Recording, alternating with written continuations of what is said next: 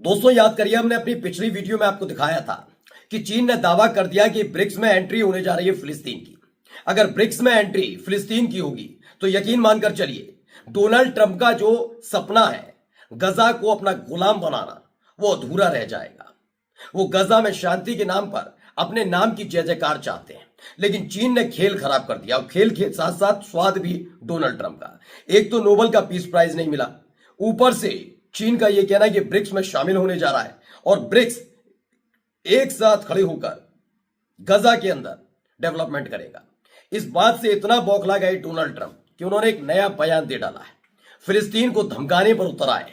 यही नहीं, इसके साथ साथ कई और महत्वपूर्ण खबरें कि उसके फौरन बाद अब एक नई शर्त सी जोड़ी जा रही है। एक ऐसी शर्त जिसे जानते हैं डोनाल्ड ट्रंप भी, जानते हैं नेतन्याहू भी, कि वो पूरा करना मौजूदा तौर पर गजा के लिए, फिलिस्तीनियों के लिए बहुत मुश्किल भरा है। उसी शर्त के आधार पर दूसरा जो चरण है सीज फायर का, उसे शुरू करने से बचते नजर आ रहे हैं। यह भी दिखाऊंगा इजराइल किस तरह की हरकतों पर उतर आया है वो, और कहां किस देश में इजराइल के जो खिलाड़ी हैं वो फंस गए। नमस्कार, मैं हूं प्रज्वल गौतम। आज आपको दिखाने जा रहा हूं, क्योंकि इससे पहले मैंने दिखाया कि ब्रिक्स की तरफ से, ब्रिक्स के लिए कहा गया, चीन ने कहा कि डेवलपमेंट में हम साथ काम करेंगे, और जो फिलिस्तीन के अंदर हालात लगातार बने हुए, जिस तरह का हालात इजराइल ने अपनी बमबारी से बनाए हैं, उन्हें सुधारने के लिए डेवलपमेंट का काम करेंगे। इस पर डोनाल्ड ट्रंप का एक बयान आता है। वो बयान क्या है, जरा पहले वो बयान जरा आप सुन लीजिए। My economic people, but I like the dollar. I'm very strong on the dollar. And anybody who wants to deal in dollars, they have an advantage over people that aren't. But for the most part, we're keeping it that way. I think if Biden would have, Biden, that group would have gotten elected, meaning Kamala, you wouldn't have the dollar as your currency anymore. You wouldn't have a world domination by the dollar if I didn't win this election. And now the domination, like BRICS. I told anybody wants to be in BRICS, that's fine, but we're going to put tariffs on your nation. Everybody dropped out. They're all dropping out of BRICS. BRICS was an attack on the dollar.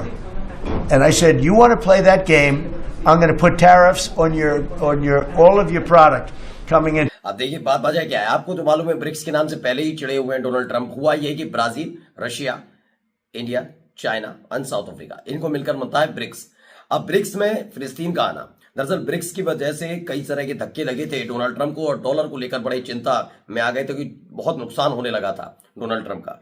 तो अब ये क्या कह रहे हैं कि BRICS के लिए बहुत उल्टा सीधा पहले भी बोल चुके हैं, जबकि इसमें भारत शामिल है, फिर भी ये उल्टा सीधा हमेशा बोलते रहे। अब क्या कह रहे हैं, ये कह रहे हैं कि मैंने कहा जो भी देश ब्रिक्स में शामिल होना चाहता है, ठीक है, लेकिन हम उसके उत्पादों पर टैरिफ लगाएंगे। सबने ब्रिक्स छोड़ दिया, अब कोई ब्रिक्स की बात तक नहीं करता, क्योंकि ब्रिक्स डॉलर पर हमला था। ये अपनी दादागिरी का जिक्र कर रहे थे, ये बौखलाए हुए हैं डोनाल्ड ट्रंप। किसने कहा ब्रिक्स छोड़ दिया गया है? किसने कहा ब्रिक्स से अलग हो गए? कौन कहता है? अपने आप ही अपने मन की कहानी, जैसे ईरान के न्यूक्लियर फैसिलिटी को पूरा तरह बर्बाद करने वाली कहानी थी। ये फिलिस्तीन के नाम पर चिड़े हुए हैं, और हरकतें देखिए क्या है। हरकत ये, all 20 hostage are back and feeling as good as can be expected. इन्होंने कहा सभी 20 जो हॉस्टेजेस थे वो वापस लौट आए। एक बिग बर्डन था जो हट गया है, लेकिन अभी but the job is not done. उन्होंने कहा अभी पूरी तरह से काम खत्म नहीं हुआ। क्यों? The dead have not been return as promised, phase 2 begins right now. ये कहते हैं, उन्होंने कहा है कि जो मरे हुए बंधक थे, जो मृतक थे, वो वापस नहीं लौटे हैं जैसा कि प्रॉमिस किया गया था। देखिए, प्रॉमिस करना एक अलग मसला है। प्रॉमिस में बहुत सारी चीजें होती हैं, तमाम चीजें होती हैं, निकल कर सामने आती हैं। अब आप बताइए कि मानकर चलिए इनके पास, गजा के अंदर हमास के पास 40 बंधक होंगे, मानकर चलिए एग्जाम्पल के तौर पर, ठीक है। 40 में 20 जिंदा रहे और 20 मर गए। किस वजह से मरे, कैसे मरे, वो बात का जांच का विषय है। आप चाहे कह दीजिए कि हमास ने मार दिया, यूं कहिए कि इजराइल ने खाना नहीं पहुंचाया, तो जैसे फिलिस्तीनी भुखमरी से मरे वैसे वो मर गए। तो जो भी हो मसला, उन 20 लोगों को दफनाया गया, ठीक है। अब 20 लोगों को दफनाने के बाद गोलीबारी की गई, तबाही मचाई गई, बम गिराए गए, बड़ी बड़ी बिल्डिंग्स गिराई गई, तमाम चीजें हुई। इन्होंने हॉस्पिटल छोड़ा? नहीं। इन्होंने स्कूल छोड़ा? नहीं। इन्होंने बिल्डिंग्स छोड़ी? नहीं। इनको पता है कई टन मलबा वहां पर पड़ा हुआ है। अब उसमें इनका कहना है कि वहां जाकर पूरे गजा में ढूंढो कि तुमने कहां खोद कर गाड़ा था हमारे बंधकों को, यानी इजराइल के बंधकों को।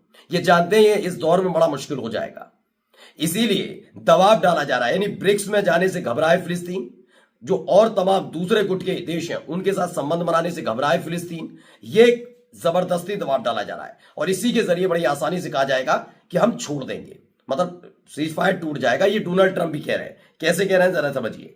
इस पर बात क्यों नहीं हो रही? Israel has not released any of the child hostage it has kidnapped. Israel still holds 3 to 3 Filistini children. अब डोनाल्ड ट्रंप को देखिए, ये नैतिकता है इस आदमी की। इनको पता है कि इस समय इजराइल के कब्जे में 323 फिलिस्तीनी बच्चे हैं, जिंदा बच्चे हैं। उनकी चिंता नहीं है, मरे हुए इजरायली सैनिकों की चिंता सता रही है और उनके आधार पर सीज फायर तोड़ने की बात चल रही है। अब आप सोचिए सब क्या है। और जो जिंदा बच्चों के साथ फिलिस्तीन बच्चों के साथ इजराइल कर रहा है, उस पर डोनाल्ड ट्रंप के मुंह से एक शब्द नहीं निकलता। और ये नैतिकता की इस आदमी को चाहिए था नोबेल पुरस्कार, वो भी पीस प्राइज वाला। इस आदमी को देखिए, इन बच्चों के साथ सारी हदें पार की जा रही है, सारी हदें पार। उस पर बारे में एक शब्द नहीं सुना होगा।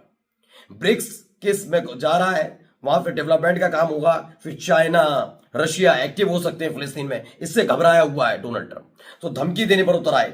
फिर उससे बात नहीं बनी तो सीज फायर वाला मसला याद दिलाने लगे कि बंधक जो मारे गए उनको लौटाओ मैं कैसे भी करके। ये देखिए क्या है, वीडियो निकल कर आई। ये 4 बंधक थे, उनमें से जो जिनके शव मिल गए थे उन्हें लौटाया गया। पहले देखिए वीडियो। तो न्यूज की चैनल की देखिए, हमास के लड़ाके वहां खड़े हुए हैं पूरे गजा में। फिलहाल अभी इन्होंने जिम्मेदारी संभाली है सुरक्षा बलों की, और सुरक्षा बल के तौर पर यहां से मोर्चरी से निकलते हुए रेड क्रॉस की ये गाड़ियां उनको लेने आई और यहां से उनको ले जाया जा रहा है। अब खबर क्या है? खबर ये है, हमास ने आज रात उत्तरी गजा पट्टी में अंतर्राष्ट्रीय रेड क्रॉस को 4 शव सौंपे, जिनके बारे में दावा है कि वो उन बंधकों के हैं जो 7 अक्टूबर 2023 के बाद या उस दौरान मारे गए थे। कल सौंपे गए 4 शवों के बाद भी हमास के पास अभी भी कम से कम 20 अन्य बंधकों के शव मौजूद हैं, जिन्हें सौंपने के बाद ही सीज फायर का दूसरा चरण शुरू हो सकेगा।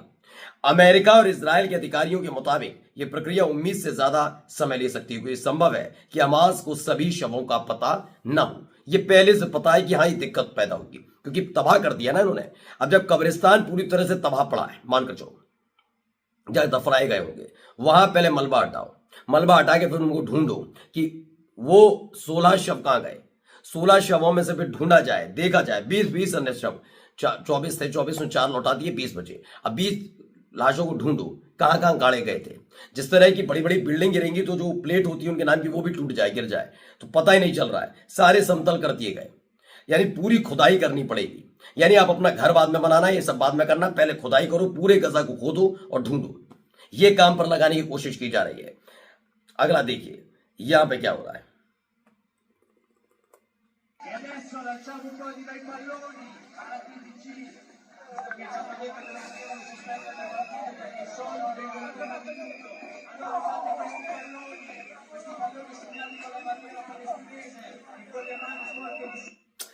तो प्रोटेस्ट चल रहा है इटली में। फुटबॉल मैच हुआ था, हमने आपको खबर दिखाई थी। फुटबॉल मैच इटली और इजराइल के बीच होता है, इटली धूल चटा देता है।